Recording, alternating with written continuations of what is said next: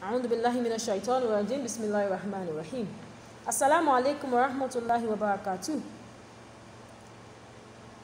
Dear students, you're welcome to the e-learning portal of CTY Model College, Ibadan. First, you have the scheme of work for ss3 economics for the third term 2019-2020 academic session. For the first week, we'll be treating human capital development. For the second and third week, we'll treat distributive traits. For the fourth week, we shall be looking at the nature and structure of the Nigerian economy. For fifth week, we'll treat mining. For sixth week, manufacturing and construction. For seventh week, we'll look at petroleum and the Nigerian economy. And for the eighth and ninth week, we shall be looking at agriculture. Now the first week topic, which is human capital development. First, we shall look at the meaning of human capital. Human capital refers to the stock of knowledge, skill, competency, intellectual capacity, social and personality attributes embodied in the ability to perform labor in order to produce economic value. We shall then look at the types of human capital. There are basically two types: the general human capital and the specific human capital. The general human capital are skills which are not specific to a task or a single employer or industry, but cover a wide range of occupation. Here we are talking about those skills that are necessary to function or perform in whatever task you want to do. Example of such skill is literacy. One must be able to read and write to perform in all industry or to carry out any task in any organization. Specific human capital. These are specialized skills or knowledge which are of value to a specific industry or employer. These are skills that are peculiar to a particular task or a particular industry. Then we shall look at the features of human capital. The number one feature is that human capital is an intangible asset. It is not physical. It means it is an asset of an organization or a country which cannot be seen or touched. Two, it is inherent in people. It is inbuilt in them, and it cannot be separated from them. Three, human capital is expandable and self-generating. What this means is that the stock of human capital can be increased. The skills or knowledge one possesses can be increased or improved through activities such as training or education. The fourth feature is that human capital can be shared. Skills and knowledge can be taught to others. You can acquire skills and knowledge from other people.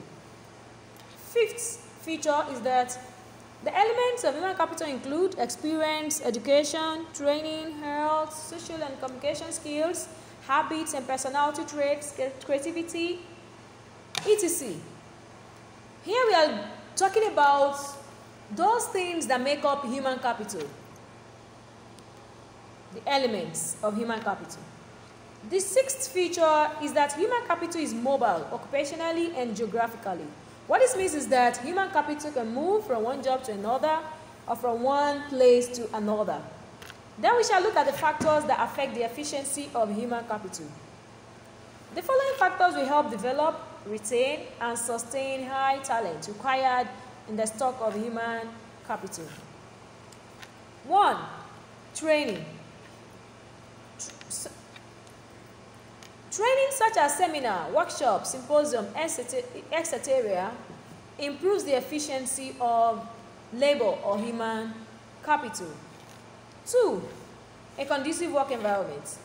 A safe and hygienic workplace is a prerequisite for efficiency.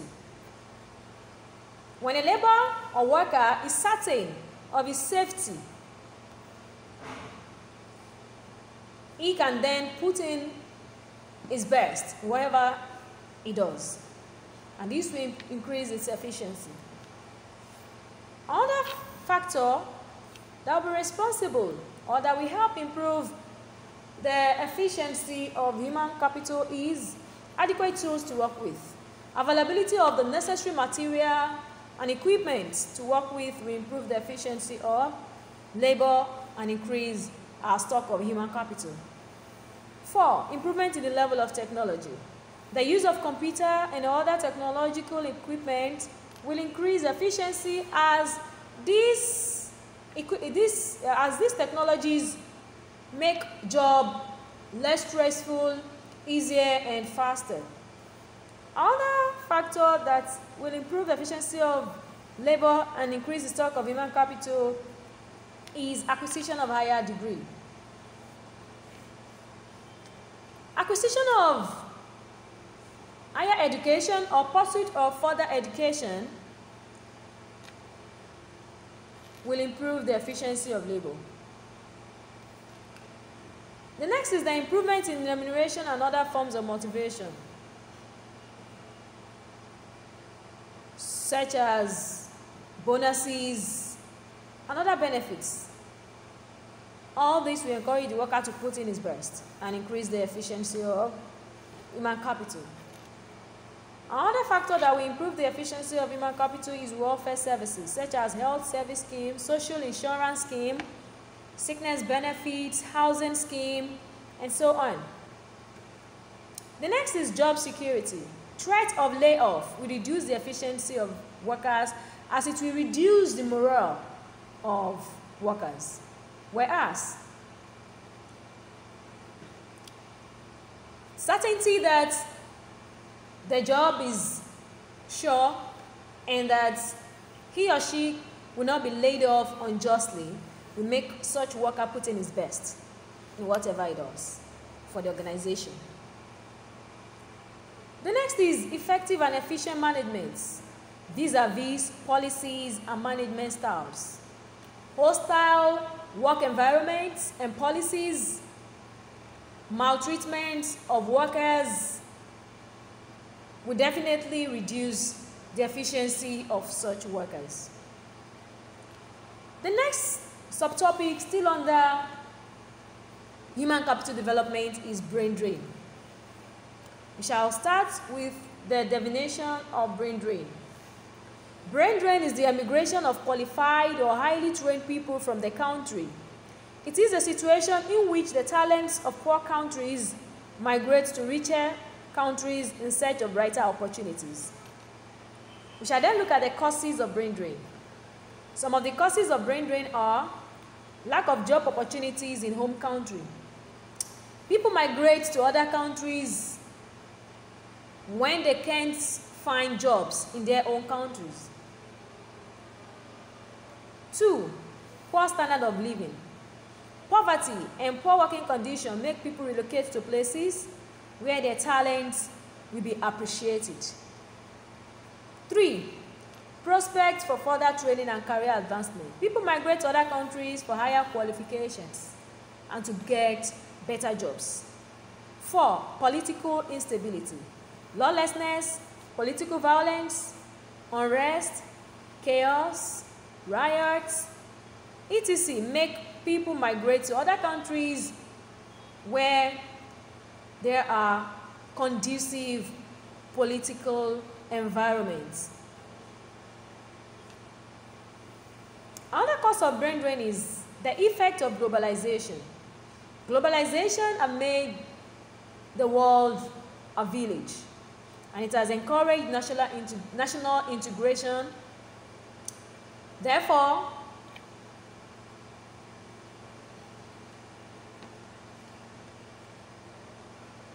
human capital, human resources move in and out of countries freely. This is also one of the causes This is also one of the causes of brain drain. Another cause of brain drain is the quality of foreign education compared to the quality of education in the hometown. It is obvious that our education system in Nigeria, especially the higher education, does not have the international standard expected of it. So people leave the country to acquire education in other countries because they believe that the level of the quality of education is higher there. The next factor responsible for brain drain is inadequate social infrastructure in home countries.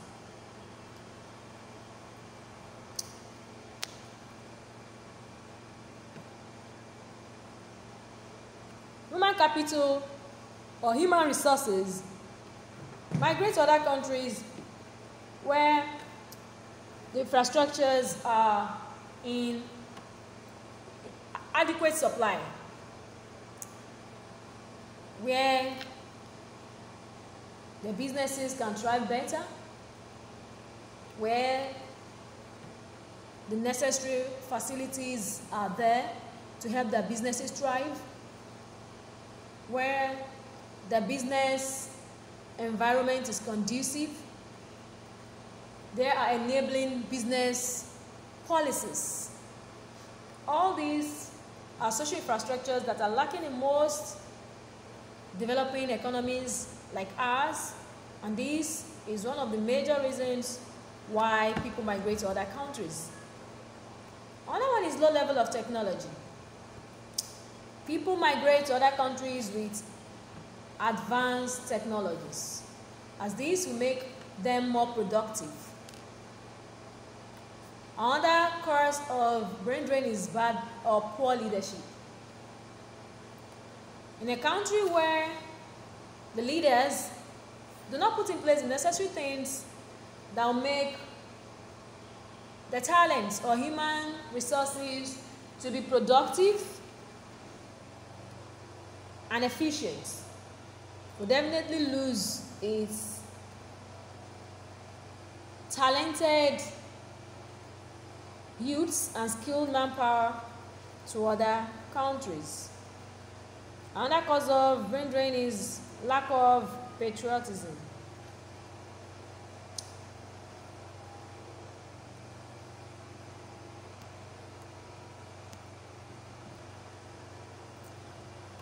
Another factor responsible for brain drain is lack of patriotism. Some people do not have the interests of the country at heart, and that's why they migrate to other countries. They care less about how much the country has invested in them. When it is time for them to repay the country, they leave the country for other economies and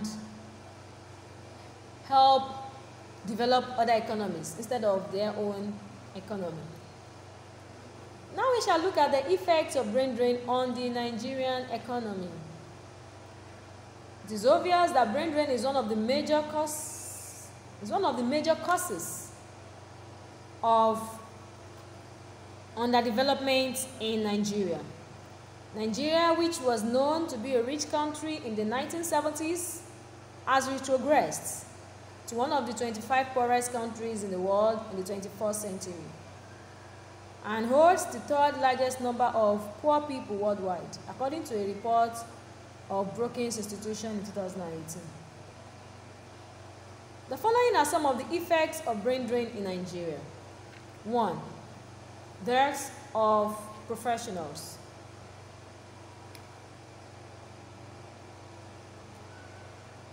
Due to increasing rate of brain drain among the skills or skilled manpower of the country will lack educated and highly skilled people. 2. Little or no innovative ideas and technological advancements. A country cannot develop technologically or be innovative if it lacks highly skilled people. 3. Slow economic growth and development. As the country lacks the necessary human capital to contribute significantly to economic growth and move the country forward, the rate of growth will definitely be very low. 4. Brain drain results in loss of revenue to the government in terms of tax earnings of migrated human capital. The revenue that would have been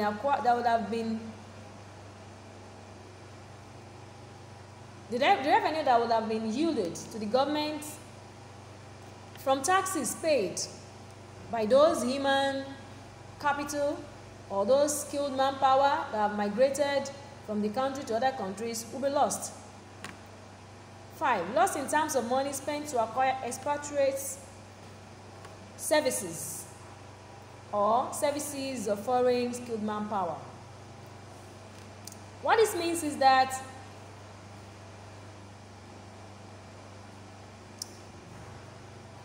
if the country is unable to provide some services using the local manpower, it is going to request for the service of foreign skilled manpower to render those services. Such money could have been invested in the development of capital projects that will be of benefit to the country. The next effect that we shall look at is that brain drain has brought about the worsening condition or worsened condition of the educational and health sector. And not just these two sectors, all other sectors of the economy. But it's so glaring in these two sectors. Due to lack of skilled manpower in our universities, as well as the dilapidated condition of the facilities there. Most of the graduates produced by the country are half-baked, and they cannot perform as expected to move the country forward. The health sector is also affected. Most of our skilled health providers have migrated the country to other countries where they believe their skills will be better appreciated. The next we are going to look at is the solution to brain drain problem in Nigeria. These are some of the things we can do to arrest brain drain in Nigeria. 1, to increase the wages and salaries of workers. 2, to make the work environment attractive and conducive. 3, provision of infrastructural facilities. 4, good governance, a transparent and pragmatic leadership. 5, formulation of a national diaspora policy which ensures that people in diaspora contribute meaningfully to the growth of Nigeria. 6, the development of technological capacities and encouragement of technological ideas. This can be achieved by making education free at all levels and encouraging talented people, talented students, giving them scholarship and trying to help them develop their potentials. Another way through which we can provide solution to brain drain in Nigeria is to curb corruption. Corruption has eaten deep into every system in the economy.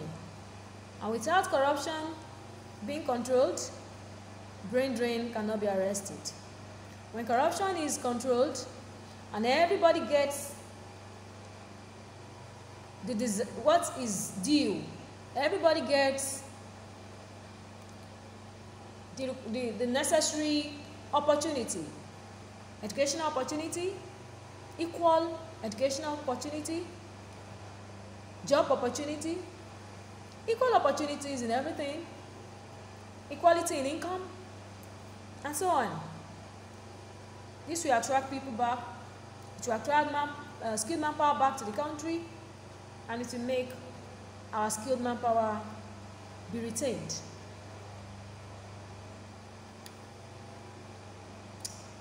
Another thing we can do to ensure that brain drain is a thing of the past is to ensure a conducive political stability. When people's lives and properties are secured, there is peace and tranquility. They will remain in their home countries. The last but not the least, among the things we can do to ensure that brain drain is curbed or stopped is expansion of educational facilities. More skills, better learning facilities, better educational opportunities to everybody.